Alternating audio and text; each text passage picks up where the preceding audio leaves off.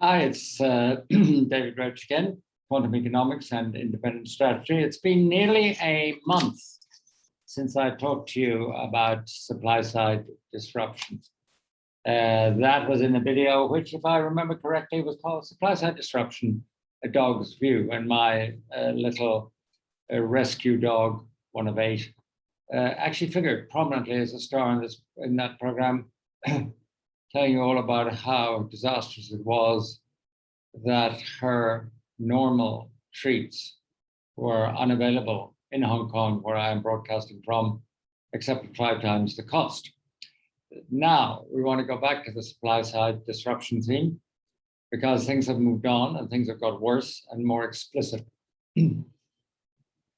Imagine for a second that you were in a shopping mall with your partner, and you left your partner at a certain place and went through a door to go to the loo, let us say, for a few minutes.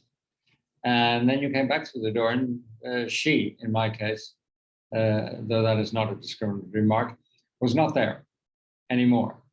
So panicked, you looked around, and actually the shops looked all different. There were no more shop assistants. So you went to the desk, the information desk, which of course there was only a robot behind now, and you asked, about where your partner had gone, why things seem to have changed, and you got nowhere. So despondent, you went home, but you found that your home had been bulldozed years ago.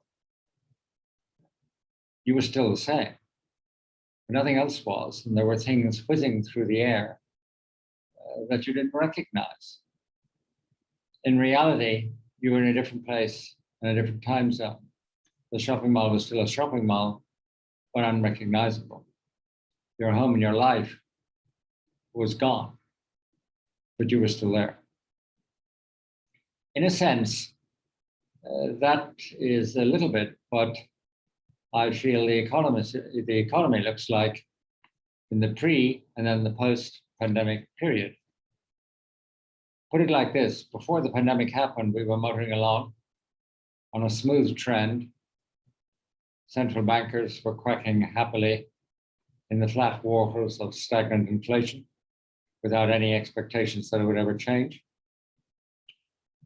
And that was that. And then bang, along came the pandemic and we went straight down in a V. Things looked like they were collapsing. All sorts of things happened to prevent them collapsing. And then we came out of the pandemic and we got back to more or less, depending on where you're viewing it from, more or less back to where we were before the pandemic in the beginning. But all the things which were operating so smoothly, the perfect matches between supply and demand, the steady but low trend growth rate, the well-known problems of leverage and so on and so forth, those problems are no longer as they were. Mismatches between supply and demand, supply-side disruptions, inability to deliver, are everywhere. Yeah, the level of output is not that particularly different. Sure, there's a little bit more manufacturing product involved in the recovery from COVID than there is the service side. But globally, the economy looks, among the richer countries, like it got back to where it was, but nothing is as it was. And that is what I want to talk to you about.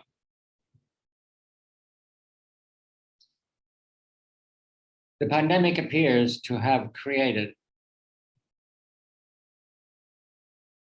a long list of mismatches.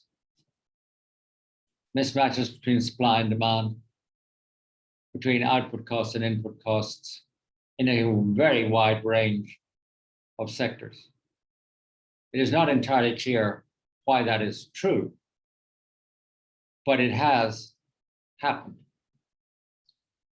Let us consider just a few of those sectors. One of them is the labor market. There may be 2 mismatches in the labor market. One is that the skill sets now being demanded by corporations are not those of the people who lost their jobs. That would be because during the pandemic, which was nearly 2 years, technology moved on. Image-wise, you might think of robotization, replacing people, and the sort of people you want to employ are those who are accustomed and highly qualified to deal with robots. But the people who lost their jobs were none of that caliber. So they don't get the jobs back. So the jobs remain unfulfilled. So inflation starts to creep back in. For example, the 4.6% hourly wage rate increase in the United States. Second mismatch may be that although it doesn't fit into economic models, which are trying to explain what is happening in terms of mismatches and supply side disruptions in the world economy by referring to history, when actually history, to be a predictor, has to be a continuum. And it is quite clear that the post-COVID world is not a continuum of previous history. In fact, what may have happened and cannot be explained by those sort of models is that people have decided to live otherwise. Older people like me may decide that actually, having had time to think about it during lockdowns, that they should enjoy their lives more and do something more useful in terms of culture with their lives, or in terms of simply going and cycling around the world or whatever may be their thing. But there is a possibility that those sort of people will not return to the workforce. That lots of temporarily employed women may decide that actually life as a housewife is better than life in fairly toxic workplaces. Jobs may have moved. In other words, the bosses, when they went back to their wealthy suburbs, may have taken their companies with them. And now the sort of cafes and restaurants which feed those people who work there during the working hours, possibly in the evening, those sort of people, those sort of restaurants, because of where they are now located, cannot find the sort of people who are relatively unskilled and lowly paid to come and staff them. So that is why unskilled labor rates in the United States are rising by more than 13% in the hospitality sector. So in labor markets, it is quite possible that we have a skill mismatch and that the huge pool of labor, which we imagine going back to work as government benefits are cut back, such as UIs in the United States, do not turn up. Many of them simply quit the labor force, which is why the participation rate is not moving, despite the withdrawal of the famous UIs, the unemployment benefits paid out during COVID. If that is true, then we have a major mismatch. Probably the information is slightly better, although anecdotal for the United States economy, but it'll probably be global.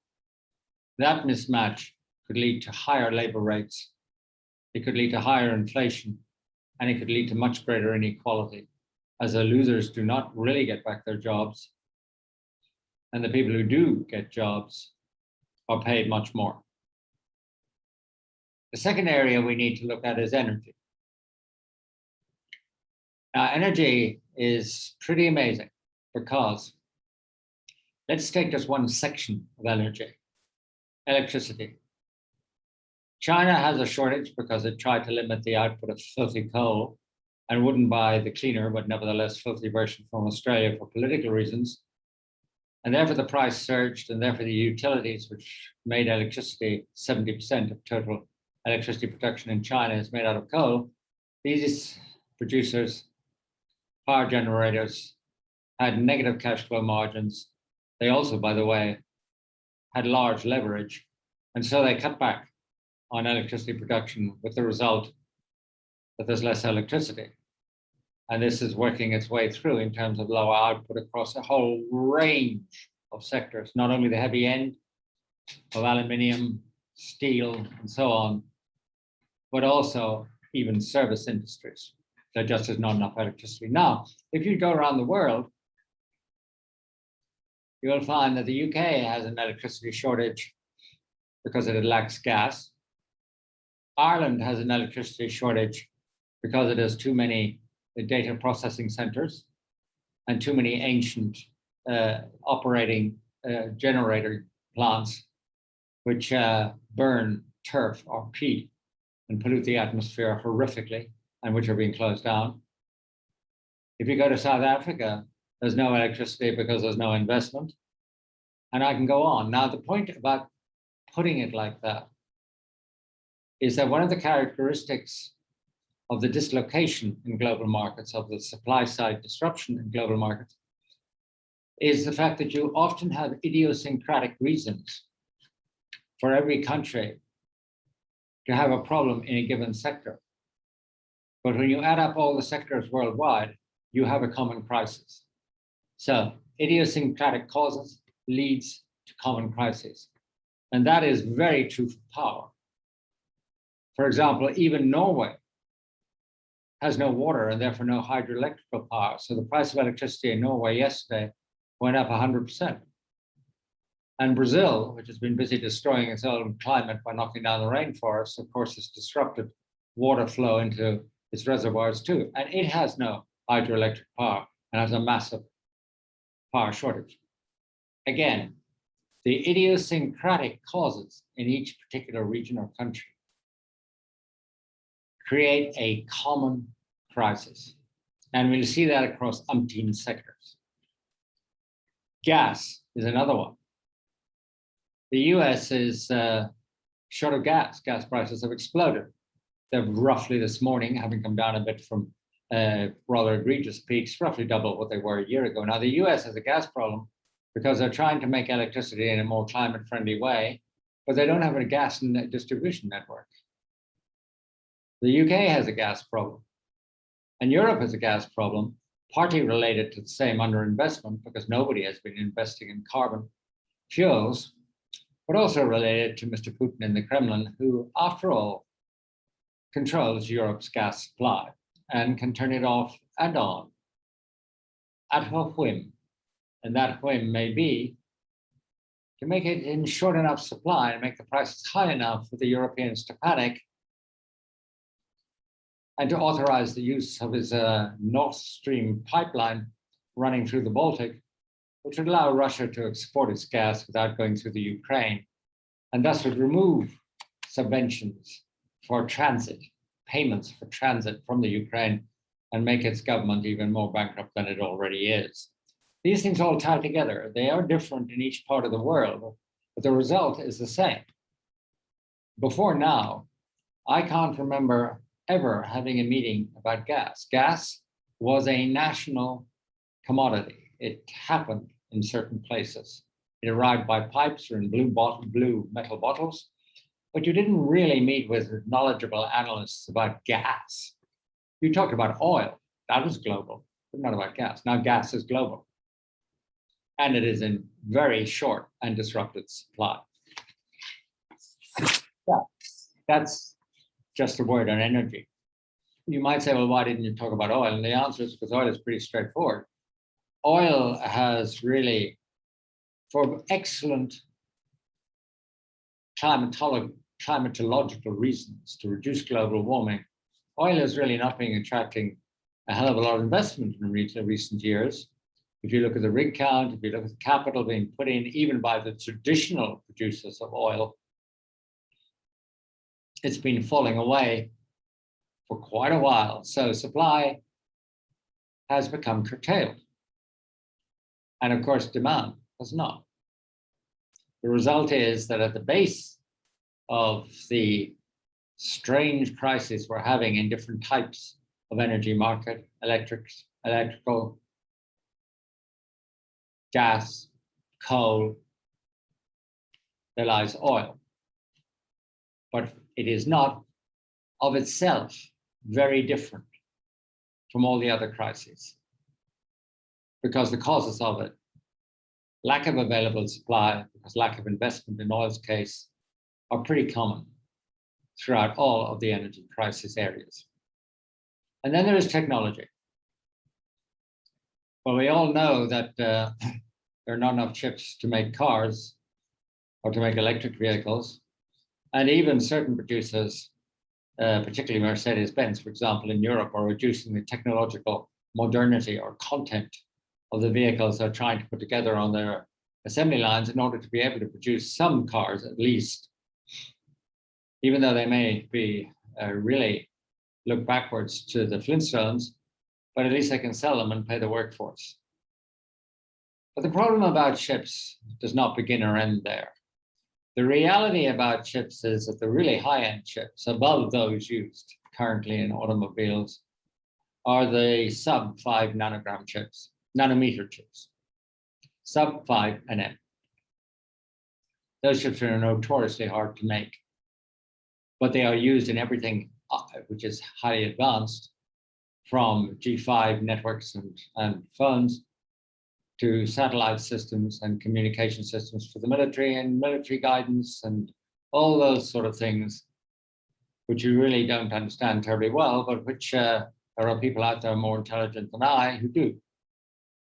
Those chips are in really short supply. Now, there are a few things to understand about that. Number one, and perhaps the most simple, is the fact that 70% of these sort of really upmarket chips are produced in Taiwan by Taiwanese semiconductor. That's 75% of the global supply from foundries worldwide. Foundries are the people who make the chips. Then we can go into the packaging, how they're put together in various combinations to do certain jobs, and how you actually need the machinery in order to make the machinery to make the chip. But when you come down to the hard end of the chips, the sub 5 nm chips, then these are really produced by foundries. And when you look at all the foundries, it's not produced in China. They're nowhere near producing those chips. It's really something that has been lost in the United States, even though its technology goes into the machines that make the chips themselves. The dominant suppliers are in Taiwan. Now, that is a very interesting fact because, of course, Taiwan is itself vulnerable to China, and China wants to get Taiwan not only because of the political aim of reunifying, whether they like it or not, all the Chinese people in the world, and certainly in Taiwan with the mainland, but because it wants to get its hands on the technology, because China cannot replicate this technology within 5 years. And it is key to China achieving growth, particularly now that China is facing a lot of problems with the way that it grew its economy in the past, with property bubbles and excess leverage. So Taiwan is kind of there, and it cannot produce enough of these chips, because to produce these chips, the lead time has become much, much longer. It used to be kind of 2 years. Now, to even get close to producing these chips in scale and quality takes 5 to 7 years. And it takes 3 to 4 times as much capital as it used to. Immense capital investment and a very long time frame. So the chips are in short supply. And to be honest, I think they're going to stay in short supply. And that in a world which is highly geared in terms of production and in terms of the products it consumes to high-end chips is a major factor behind demand continuing to exceed supply and inflation being the consequence right throughout the supply chain. And then finally, we come to transport. Well, transport, as we look at it, has been affected, of course, by the fact that manufacturing led the recovery from the pandemic. And that within the manufacturing sector, China led the world.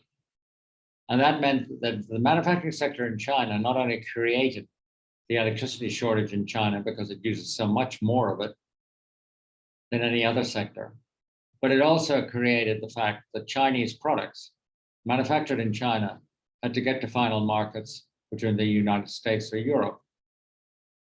In order to do that, it required more rail lines, it required ships, it required containers, it required air freight. Now, at the same time as the need to move product increased, the ability to move it it decreased. The pandemic was only one factor in that. Other factors were that there were not enough containers.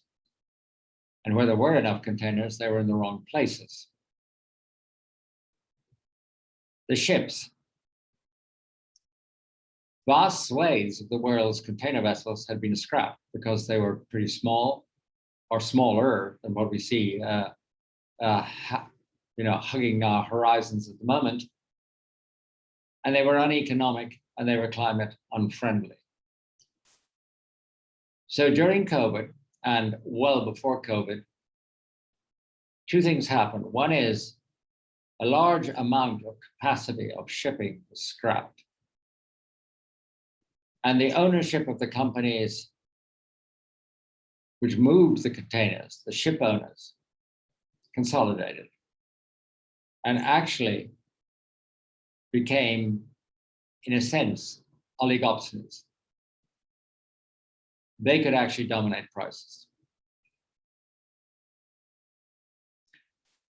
That also meant that the bigger ships, which are absolutely huge, can only really use, if you take Europe, the US, and China, about 20 ports. So you have the combination of manufacturing increasing the amount of product which has to move. You have less ships and bigger ships able to use less ports. And you have containers being in limited supply or in the wrong place.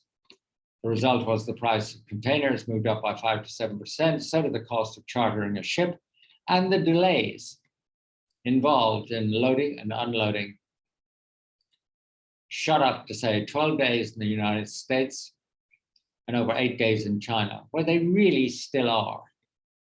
So what that actually does is to mean that the trip across the Pacific, just to stick to one single trade route, is now double what it used to be. If you think the costs of running a ship are actually time-based in the majority, the crew have to be paid per day.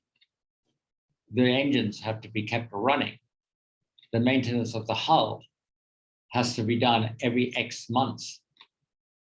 Then doubling the time to make a given journey has an enormous impact on costs. And that is, of course, because there are relatively few ship owners doing this business nowadays, that is passed straight on to the people looking to move manufactured product.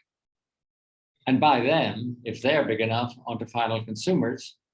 And if they can't pass it on to final consumers, it comes off their margins. Aircraft, by the way, are different. The cost of aircraft moving freight has actually, if you take the rates between China and the United States, gone up by as much as containers. So we're still talking about between 4 and 8 times what it used to be before the pandemic. Now that is very strange because, of course, as you know, the deserts of the United States are littered with aircraft which are idle. But the owners of these aircraft are relatively few and far between, so they have pricing power. And they much prefer to fly freight at exorbitant prices and margins than actually move all these aircraft which are parked back into the sky and compete. So again, fewer producers operating like oligopolies. What does all this mean? Well, I wrote a piece and some of my best friends commented on it. One of them is a farmer of Kobe beef in Australia. And he tells me that the price of fertilizer, and he needs fertilizer to make the grass grow, to feed the cattle, is actually pretty well double and may double again by the middle of the winter, our winter in the north, their summer.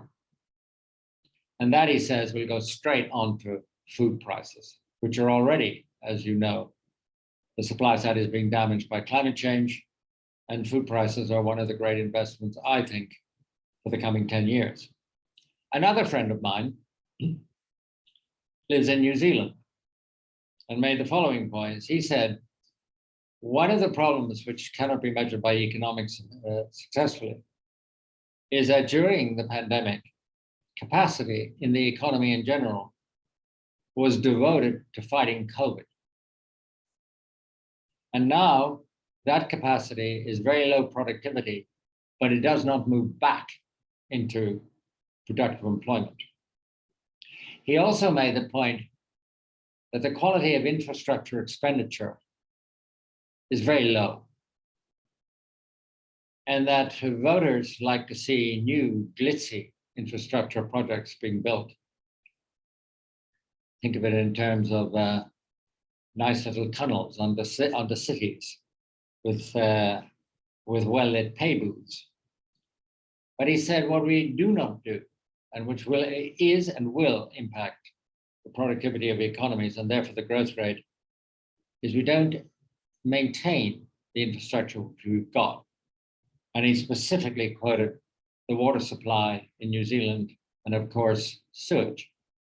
Nobody thinks about sewage. They're not nice things to think about unless you happen to be in the sewage tourist business someplace like France, where there are guided tours.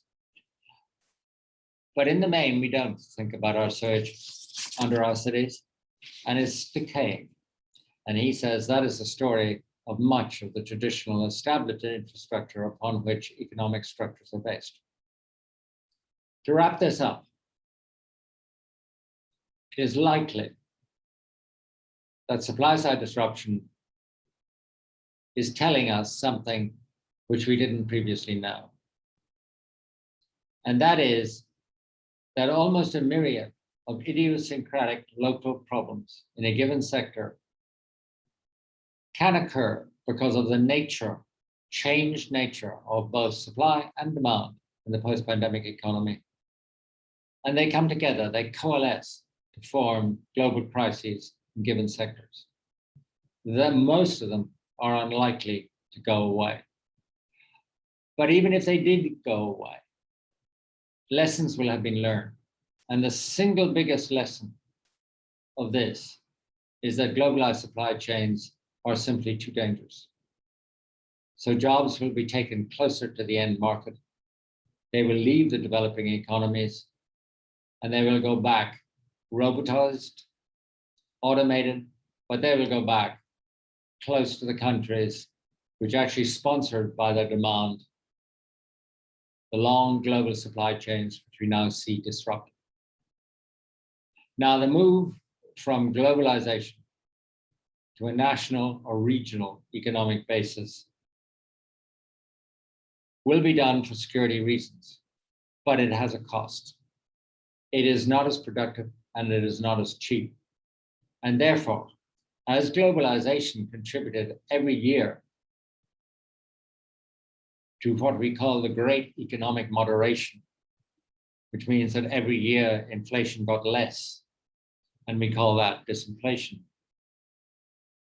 As that is what globalization did, de-globalization will do the opposite,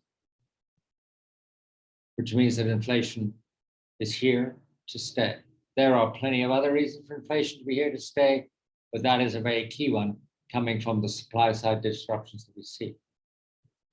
In the shorter term, what this will do is to keep bond markets rising, central bankers facing two ways. One saying, oh, we are going to do our duty as central bankers and combat inflation, and we're going to remove special measures to buy bonds, etc., etc. But in reality, of course, the central bankers are wearing a mask when they look in that direction. They are really looking in the other direction, where they know, or you know, and I know, that they cannot allow the cost of capital to increase to a level which would reflect the extraordinary level of sovereign debt in relation to productive output. So they will go on printing money and they will go on financing Ministry of Finance's excessive budget deficits, which it will be necessary to maintain in order to keep the political systems together. The result of that, of course, is erosion of margins in equities, greater cyclicality in the economies, higher interest rates all the same, all of which damage equities because the discount factor goes up and the future profits actually go down in real terms. But it'll also be a world in which governments will maintain social income to give people a reasonable life, but social income which will not be earned by work, but by ethics. And it will be a very low growth world, one in which the role of the state will get very big and very intrusive. Goodbye, good night, and don't turn the lights out.